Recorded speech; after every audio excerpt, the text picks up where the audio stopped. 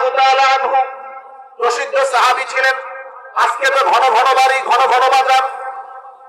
আগের জামানায় এত ঘন ঘন বাড়ি ছিল না। এখানে এক বাড়ি, ওই ফতজঙ্গপুর আরেক বাড়ি, আবার অনেক দূরে আগায় আরেকটা বাড়ি, ফাঁকা ফাঁকা বাড়ি ছিল।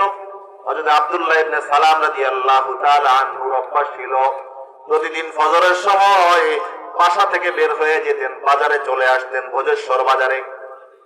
বাজারে গিয়ে সমস্ত গলিগুলোর মধ্যে হাঁটতেন। হেঁটে কোনো বাজার করতেন না, কেনাকাটা করতেন না, খালি হাতে বাসায় ফিরে আসতেন। একদিন আব্দুল্লাহ ইবনে ওমর রাদিয়াল্লাহু তাআলা আনহু ওনার এক দোস্তকে বলল, দোস্ত চল বাজার থেকে ঘুরে আসি।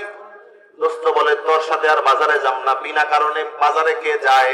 আল্লাহর রাসূল বলেছেন দুনিয়ার মধ্যে সবচেয়ে নিকৃষ্ট জায়গা হলো বাজার, আর তুই প্রত্যেকদিন নিকৃষ্ট জায়গায় যাস, ঘুরে ফিরে চলে আসস, আর তোর সাথে আমি যাইতে রাজি না। এবার আব্দুল্লাহ ইবনে ওমর বলে, ভাই চল না একটু।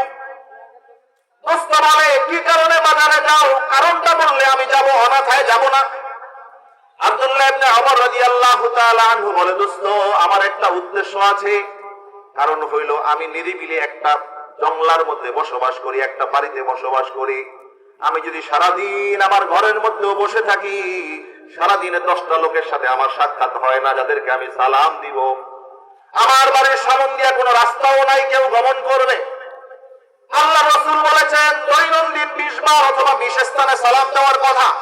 এই জন্য আমি সকালে